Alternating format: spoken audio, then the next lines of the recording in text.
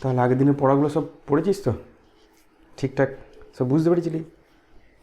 মানে যে প্রশ্নগুলো আগের দিন আলোচনা করেছিলাম পারবি তো বলতে? বেশ, ঠিক আছে, চল তাহলে আজকেরটা শুরু করি। এর আগের দিন কী কী পড়েছিলাম? ওজন স্তরের ভূমিকা। হ্যাঁ, ওজন স্তরের ভূমিকা, ওই ইকুয়েশন দুটো ঠিকঠাক হয়ে গেছে। আমি লিখতে দেবো, ঠিক আছে? আগে পড়িনি, দিয়ে পড়ানোর পর আগের দিনে পড়াটা লিখতে দেবো। ওই যে সমীকরণগুলো পড়েছিলাম, যে কী করে ওজন গ্যাসটা তৈরি হয়, তারপরে ওজন গ্যাসটা কী করে ভেঙে যাচ্ছে, এই জিনিসগুলো কিন্তু আমি লিখতে দেবো, ঠিক আছে? তো চ আজকে শুরু করি। আজকে কী কী পড়বো? পরিবেশের জন্য ভাবনা, এই হচ্ছে চ্যাপ্টারটার নাম, প্রথম চ্যাপ্টার। এবং প্রথম চ্যাপ্টার আজকে যেগুলো পড়বো সেটা হচ্ছে জ্বালানির তাপন মূল্য, স্থিতিশীল উন্নয়ন, বিভিন্ন অপ্রচলিত শক্তি, বায়োম্যাস, বায়োগ্যাস, বায়োফুয়েল আর মিথেন আপডেট। এই 5টা জিনিস পড়বো, ঠিক আছে? তাই বেশিরভাগই ছোটো ছোটো কোশ্চেন দেয় এখান থেকে, এমসিকিউ লেভেলের।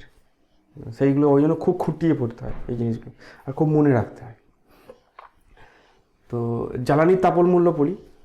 জ্বালানির তাপন মূল্য হচ্ছে, জ্বালানি কি, যেগুলো পুড়িয়ে আমরা তাপ পাই সেগুলো জ্বালানি বলে, তাই না? জ্বালানির নাম বল দেখিনি কিছু? হ্যাঁ, কয়লা। যদিও কয়লা এখন আর নাই, তাই না? আগেকার দিনে ওই সেই গুল বলতো, কয়লা বললো, ওইগুলো পুড়িয়ে সব তাপটা পাওয়া যেত। তাছাড়া আরও আছে পেট্রোল, ডিজেল, এগুলো থেকেও কিন্তু তাপ পাওয়া যায়। এগুলোও কিন্তু পোড়ানো হয়। মানে আমরা মোটরসাইকেলের ভেতরে অ্যাকচুয়ালি পেট্রোলকে পোড়াই, মোটরসাইকেল বা যে কোনো গাড়ির ভেতরে দিয়ে পুড়িয়ে তাপ পাওয়া যায়। তো জ্বালানি মানে হচ্ছে এমন একটা জিনিস যেটা বাতাসের অক্সিজেনে পড়ে এবং একটা নির্দিষ্ট তাপ তৈরি করে, সেটাকে বলবো জ্বালানি। মানে একটা শক্তি পাওয়া যায়। তাহলে জ্বালানির তাপন মূল্য মানে হচ্ছে যে 1 কেজি কোনো জ্বালানিকে পোড়ালে যে পরিমাণ তাপ পাওয়া যায় সেইটা হচ্ছে তার তাপন মূল্য। 1 কেজি না বলে একক ভরও বলতে পারি। তাহলে একক ভর বা একক আয়তন কোনো একটা জ্বালানির সম্পূর্ণ দহনে, সম্পূর্ণ পুরোপুরি পুড়তে হবে, ঠিক আছে? আংশিক পুড়লে হবে, সম্পূর্ণ দহনে। এই কয়লা পোড়ালি দিয়ে অর্ধেকটা থেকে গেল, সেটা হবে না। সম্পূর্ণ দহনে যে পরিমাণ তাপশক্তি উৎপন্ন হবে তাকে আমরা জ্বালানির তাপন মূল্য বলবো। এর একক হচ্ছে যে কিলো জুল, সাধারণত কিলো জুল পার কেজি। এটা হচ্ছে ব্যবহৃত একক। তাপন মূল্যের একক লিখতে দেয়। যেমন যদি বলে যে কোনো একটা জ্বালানির তাপন মূল্য মনে কর দিল 100 কিলো জুল পার কেজি, তার মানে হচ্ছে যে সেই জ্বালানিটা যদি আমরা 1 কেজি পোড়াই এবং সেই জ্বালানিটা যদি পুরোপুরি দহন হয়, মানে পুরোপুরি অক্সিজেনের মধ্যে পুড়ে গেল, তাহলে আমরা 100 কিলো জুল তাপ পাবো। এটা প্রশ্ন দেয় যে কোনো জ্বালানির তাপন মূল্য 100 কিলো জুল পার কেজি বলতে কী বোঝো? তার মানে হচ্ছে সেই জ্বালানির 1 কেজিকে যদি আমরা খোলা বাতাসে পোড়াই এবং তার যদি সম্পূর্ণ দহন হয়, তাহলে আমরা 100 কিলো জুল তাপ পাবো। বুঝতে পেরেছিস তো? বলতে পারবি তো নিজে নিজে? খুব সোজা। আমি যখন পড়ি দেবো তখন খুব সোজা মনে হবে, কিন্তু তারপরে যখন প্রশ্ন জিজ্ঞেস করবো তখন সব ভুলে যাবি। তো এখন সব মুখস্থ হয়ে যাবে। তো এরকম কিছু জিনিসের তাপন মূল্য দেওয়া আছে। যেমন এলপিজির হচ্ছে 50,000 কিলো জুল পার কেজি। পেট্রোলে আছে, কেরোসিন আছে, ডিজেল আছে, প্রাকৃতিক গ্যাস, অ্যান্থ্রাসাইট কয়লা, কোক কয়লা, বিটুমিনাস কয়লা, পিট কয়লা, এরকম দিয়েছে, ঠিক আছে? তাহলে সবথেকে আমরা তাপন মূল্য বেশি এখানে যেটা পাচ্ছি সেটা হচ্ছে LPG. LPG gas. LPG gas মানে কোনটা? যেটা আমরা বাড়িতে রান্নার জন্য ব্যবহার করি, অর্থাৎ যেখানে মেনলি মিথেন থাকে, যার সংকেত হচ্ছে CH4। মেন গ্যাস হচ্ছে মিথেন, বোঝা গেল? এই মিথেনের তাপন মূল্য বেশি। মিথেন থাকে, আবার বিউটেন থাকে, সরি এটা মনে হয় এটা হচ্ছে সিএনজিতে থাকে, সিএনজিতে মিথেন থাকে, বিউটেন থাকে, C2H না, বিউটেনের সংকেত কী হবে? ইথ, মিথ, প্রোবিউট, এইটা না, C4H10, এইটা হচ্ছে বিউটেনের সংখ্যা, ঠিক আছে? বিউটেন থাকে।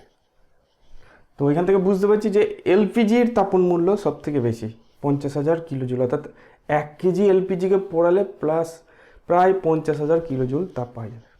মনে রাখবি এখানে, শুধুমাত্র এলপিজির মনে রাখবি, তাহলেই হবে। কিন্তু মিথেন আছে, মিথেনও আছে, শুধু বিউটেন নাই, মিথেনও আছে। মিথেনের তাপন মূল্য খুব হাই। যেগুলো জৈব গ্যাস আছে না, তাদের তাপন মূল্য খুব হাই।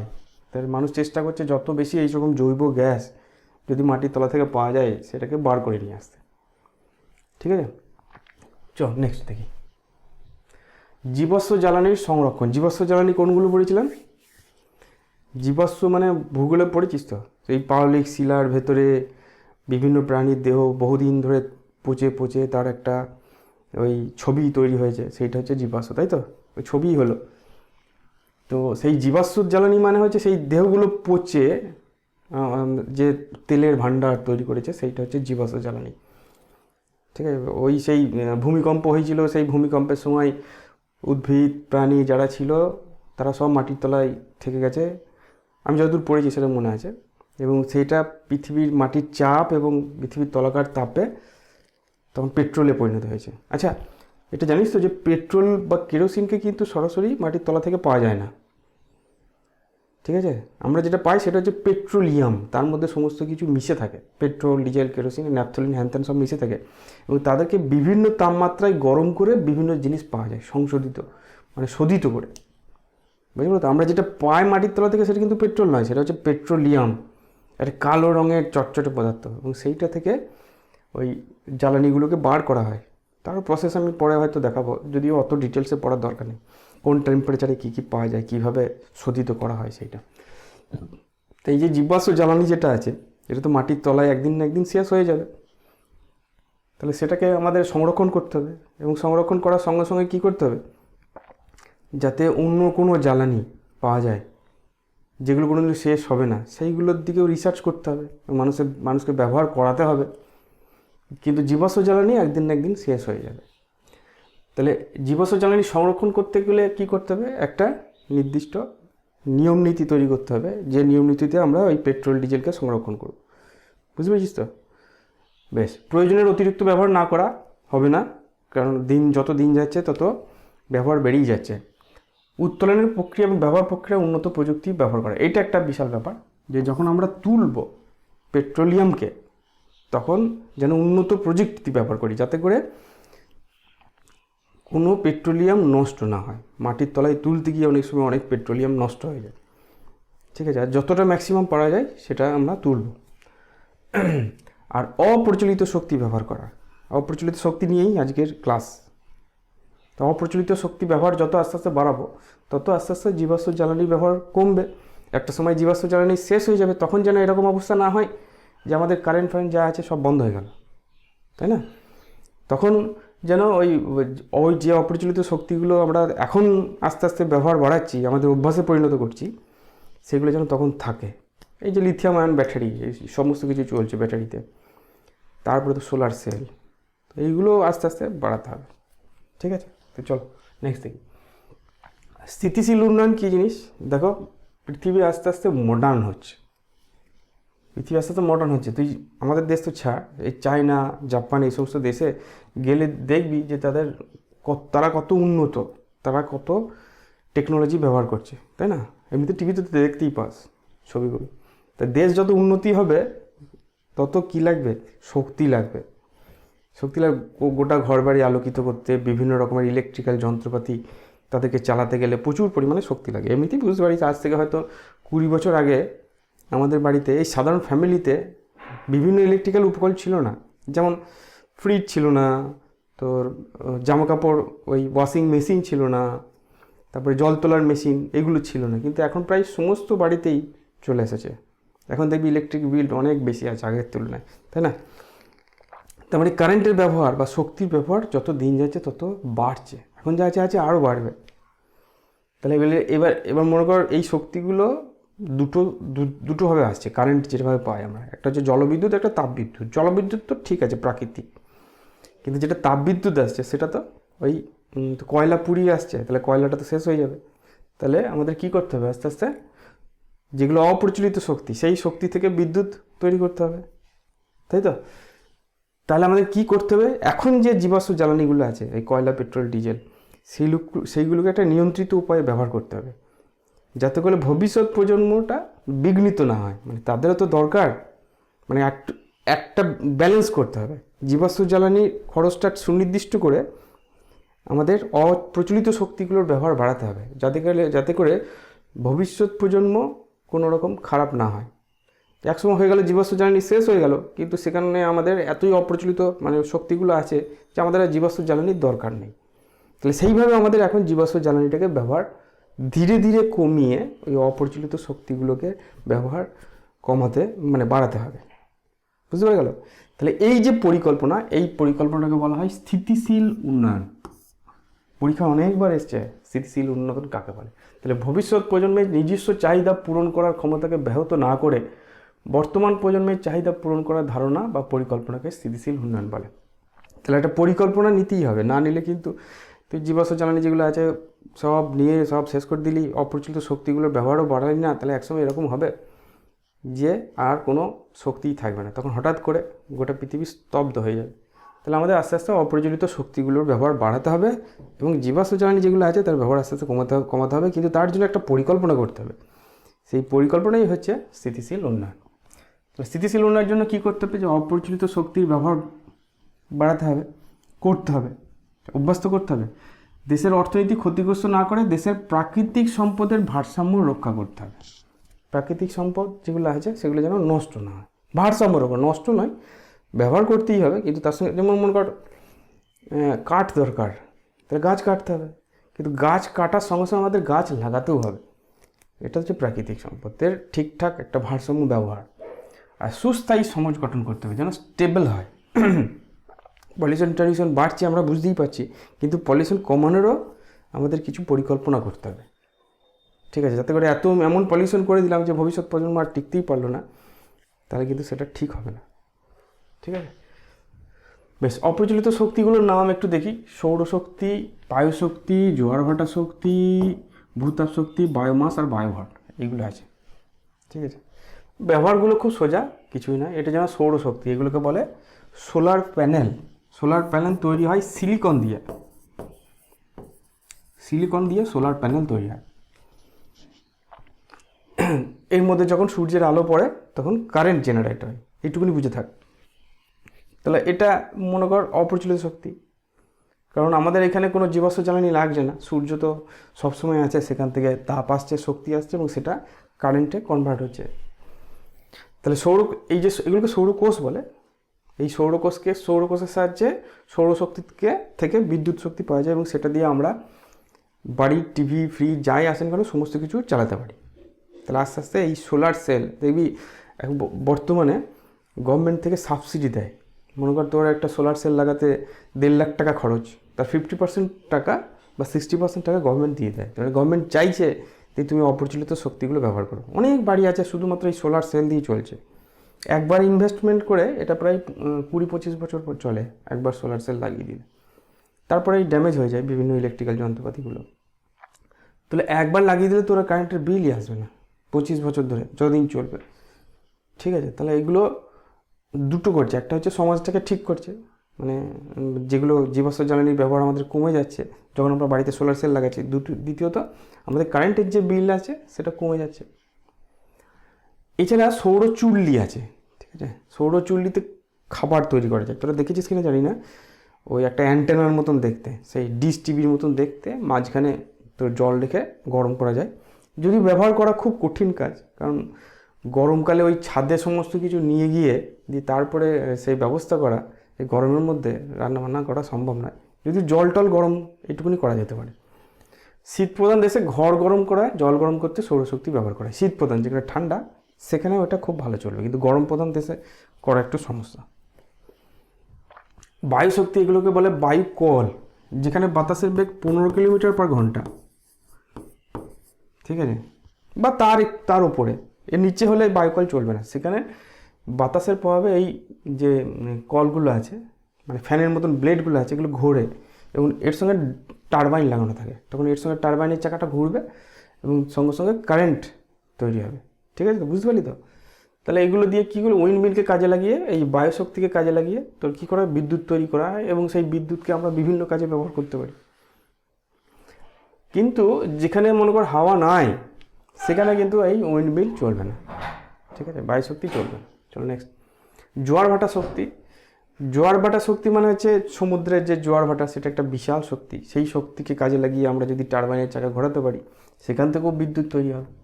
কিন্তু এটা একটু সমস্যা আছে, কারণ জোয়ার ভাটা শক্তি এতটাই সাংঘাতিক যে এই টারবাইনগুলো যেগুলো লাগানো আছে এগুলো বেশি দিন টেকে না, এগুলো ভেঙে যায়। কিন্তু তাও আমরা উন্নত প্রযুক্তি ব্যবহার করে জোয়ার ভাটা শক্তিকে কাজে লাগাতে পারি। ভূতাপীয় শক্তি, পৃথিবীর ভেতরে আমরা জানি লাভা আছে, গরম লাভা, তাই না? তাহলে সেটারও টেম্পারেচার প্রচুর হয়। তাহলে সেই সমস্ত জায়গাগুলোতে আমরা কি করতে পারি, যে এই ভূতাপটাকে কাজে লাগিয়ে জল গরম করতে পারি, ঠিক আছে? এবং সেই জল গরম করে সেখান থেকে যে বাষ্প তৈরি হয়, সেই বাষ্পর সাহায্যে আমরা কিন্তু জলবিদ্যুৎ তৈরি করতে পারি। বুঝতে পারলি? এটা হচ্ছে ভূতাপীয় শক্তি। কিন্তু এটা খুব কঠিন ব্যাপার, কেন এত হিট আছে এখানে, যে সেই হিটে সমস্ত যন্ত্রপাতিগুলোকে ঠিকঠাক চালানো কঠিন ব্যাপার। কিন্তু তাও আমাদের প্রযুক্তি আস্তে আস্তে বাড়িয়ে আমরা হয়তো সেই দিকে যাব, যেখানে যেখানে এরকম লাভা বেরোয় সেখানে সেই শক্তিটাকে কাজে লাগিয়ে আমরা বিদ্যুৎ উৎপন্ন করতে পারবো। মনে থাকবে তো সমস্ত কিছু? এবার হচ্ছে বায়োমাস। বায়োমাস কী জিনিস? আমরা যে জিনিসগুলো ফেলে দিই বলতে এই রান্না করার সময় সে যে শাকসবজিগুলো, তরকারির খোসা টোসাগুলো ফেলে দিই, বা কোনো মৃত জীব, এদেরকে বলা হয় বায়োমাস। এটা কিন্তু কার্বন সমৃদ্ধ যৌগ। আমাদের শরীরে কিন্তু ম্যাক্সিমামটাই কার্বন আর জল। তাহলে কার্বন আমরা জানি যে কার্বন থেকেই কয়লা হয়। তাহলে তাদেরকে কাজে লাগিয়ে আমরা কিন্তু শক্তি তৈরি করতে পারি। তাহলে এই যে কাঠ, পাতা, ডালপাল্লা, মৃত প্রাণী, এইগুলো হচ্ছে আমাদের বায়োমাস। এই বায়োমাস থেকে কিন্তু আমরা বায়োমাসকে পচিয়ে সেখান থেকে কিন্তু তাপ তৈরি করতে পারি, পচিয়ে সেখান থেকে শক্তি তৈরি করতে পারি, জ্বালানি। বলছে জীবের কোনো নির্দিষ্ট অঞ্চলে জীবের মোট ভরকে বলে বায়োমাস। বায়োমাসের সৌরশক্তি রাসায়নিক শক্তিরূপে অবস্থান করে। আমাদের শরীরে যে সমস্ত শক্তিগুলো আছে সেগুলো কিন্তু সূর্য থেকেই আসছে। সূর্য থেকে গাছ খাবার তৈরি করছে, ফল টল তৈরি করছে, সেইগুলো আমরা খাচ্ছি বিভিন্ন। তাহলে প্রত্যক্ষ বা পরোক্ষভাবে আমরা সূর্যের উপর নির্ভরশীল। বুঝতে পেরেছি তো? তাহলে আমাদের শরীরে কিন্তু অ্যাকচুয়ালি সূর্যেরই শক্তি আছে এবং সেটা রাসায়নিক শক্তিরূপে আবদ্ধ হয়ে আছে। কার্বন আছে, কাঠ, পাতা, ডালপাল্লা, মৃত প্রাণী, এগুলো হচ্ছে বায়োমাস। বায়োমাসকে পুড়িয়ে সরাসরি যদি পোড়ায়, আগের দিনে কী করতো, উনুনে রান্না করতো। তারা কী করতো, কাঠ ফাট জঙ্গল থেকে নিয়ে এসে রান্না করতো, তাই না? তাহলে সেইগুলোই, ওই যে কাঠ পাতা, এগুলোই হচ্ছে সে বায়োমাস। তাহলে বায়োমাসকে পুড়িয়ে আমরা তাপশক্তি পাওয়া যায়, যা জ্বালানির কাজে লাগে, যার সাহায্যে বিদ্যুৎ উৎপন্ন করা যায়। সেটা কী করে করবো আমি দেখি। বায়োমাস, সেটা হচ্ছে বায়োমাসের মধ্যে আছে বায়োগ্যাস। এই যে বায়োমাস যেটাকে পেলাম, সেই বায়োমাসকে যদি পচায়, বায়োমাস এখানে বায়োগ্যাস বলতে ওই গোবর গ্যাসকে বোঝায়। দেখেছিস গোবর গ্যাসের চুল্লি কিছু কিছু গ্রামে এখনও আছে। সেই গোবরকে মিথানোজেনিক ব্যাকটেরিয়া দিয়ে করা হয়, পচানো হয়, দিয়ে পচিয়ে একটা গ্যাস তৈরি করা হয়। তাহলে বায়োমাসকে মিথানোজেনিক ব্যাকটেরিয়াকে সাহায্যে পচিয়ে মিথেন গ্যাস উৎপন্ন করা হয়। আর আমরা জানি যে মিথেন গ্যাসের দাপন মূল্য প্রচণ্ড বেশি। মিথেন গ্যাসের থেকে প্রচুর তাপ তৈরি হয়। এই গ্যাসকে বায়োগ্যাস বা গোবর গ্যাস বলে। এখনও গ্রামে গেলে জিজ্ঞেস করলে অনেক জায়গায় দেখতেও পাবি, তারা তো জানে। এর মধ্যে 80% মিথেন থাকে আর 20% কার্বন ডাইঅক্সাইড আছে। এর রান্নার কাজে লাগানো হয় এবং বিদ্যুৎ উৎপাদনে ব্যবহার করা হয়। একটা করে লাইট লাগিয়ে দেয়, লাইট জ্বলে। দেখেছি আমি নিজে পাটুলিতে একটা জায়গায় একজনের বাড়িতে গিয়েছিলাম, তার বাড়িতে এরকম ব্যবস্থা ছিল এবং এটাকে রান্নার কাজে লাগানো হয়। কিন্তু খুব একটা ভালো ব্যবস্থা নয়, যে জায়গাটা গোবরটাকে পচানো হয় সেই জায়গাটা থেকে খুব গন্ধ বেরোয়। ঠিক আছে, চলো নেক্সট দেখা যাক। বায়োফুয়েল মানে হচ্ছে জৈব পদার্থ মানে হচ্ছে ওই যে বায়োমাস যেগুলো, সেগুলো কিছু নির্দিষ্ট পরিমাণ ওই গাছপালা আছে, তাদেরকে পচিয়ে বিভিন্ন রাসায়নিক পদ্ধতিতে পচিয়ে একটা তরল বার করা হয়। ঠিক আছে, এবং তরলের মধ্যে কি থাকে, ইথানল থাকে আর মিথানল থাকে। এটা হচ্ছে বায়োফুয়েলের মেন উপাদান। বায়োফুয়েল বলতে ইথানল আর মিথানল বলে প্রস্তুত করা হয়। এই ইথানল আর মিথানল অ্যাকচুয়ালি জ্বালানি রূপে কাজে লাগে। মানে গভর্নমেন্টের একটা বিশাল প্রকল্প আছে যে ভবিষ্যতে আমরা পেট্রোল আর ডিজেল এগুলোকে বাদ দেবো, বাদ দিয়ে তার পরিবর্তে ইথানল আর মিথানল ব্যবহার করব। এই ইথানল আর মিথানলকেই বলবো আমরা বায়োফুয়েল। ঠিক আছে, এখন কি করা হচ্ছে, এখন মানে শুরু তো, এখন পেট্রোলের সঙ্গে অল্প অল্প করে ইথানল আর মিথানল মেশানো হচ্ছে। 10% এখন মেশানো হচ্ছে। ভবিষ্যতে কী করা হবে, যখন পেট্রোল ডিজেল আস্তে আস্তে শেষ হয়ে যাবে, ওই ইথানল আর মিথানল দিয়েই গাড়ি চলবে। কিন্তু ইথানল আর মিথানল দিয়ে গাড়ি চালাতে গেলে ওই গাড়িটার ইঞ্জিনটা সেরকমভাবে তৈরি করতে হবে। ঠিক আছে, কিন্তু এখনকার ইঞ্জিন কিন্তু পেট্রোলে চলে। তাতে যদি ওই পেট্রোলে যদি ইথানল মিথানল থাকে, তাহলে কিন্তু ইঞ্জিনের যে লংজিভিটি সেটা কিন্তু কমে যাবে। তাই জন্য বেশি মেশানো হয় না, 10% করে মেশানো হয়। পরবর্তীকালে কী করা হবে, ইঞ্জিনটাকে মডিফাই করা হবে, এমনভাবে মডিফাই করা হবে যাতে ইথানল আর মিথানলে চলে, এবং সেক্ষেত্রে দামটাও অনেক কমবে। অনেক জায়গায় এরকম ইথানল মিথানল তৈরি করার ফ্যাক্টরি আছে, খুব লাভজনক একটা ফ্যাক্টরি। চলো তাহলে বায়োফুয়েলের মেন উপাদান কি, ইথানল আর মিথানল, মনে রাখবি, শর্ট কোশ্চিন দেবে। চলো নেক্সট, এবার আসা যে মিথেন হাইড্রেট, কতবার যে কোশ্চিন এসছে তার ঠিক নেই।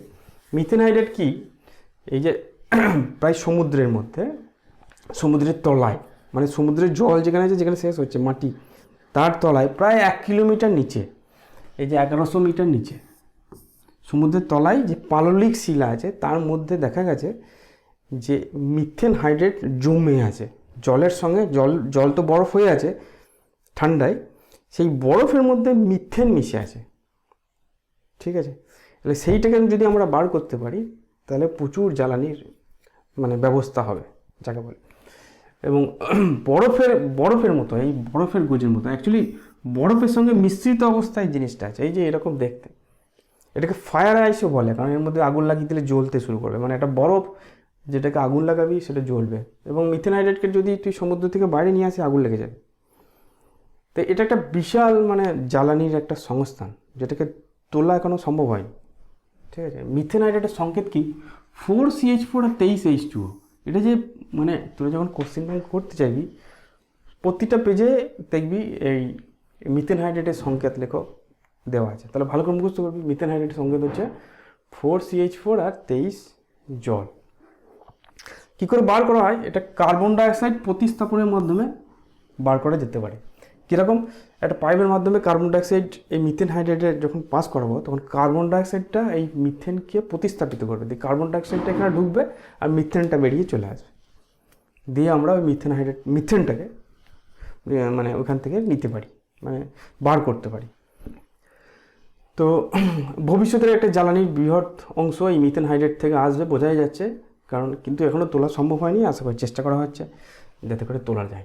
বোঝা গেছে? তাহলে এই হচ্ছে আমাদের পরিবেশের জন্য ভাবনা, এই হচ্ছে চ্যাপ্টার পুরোটা।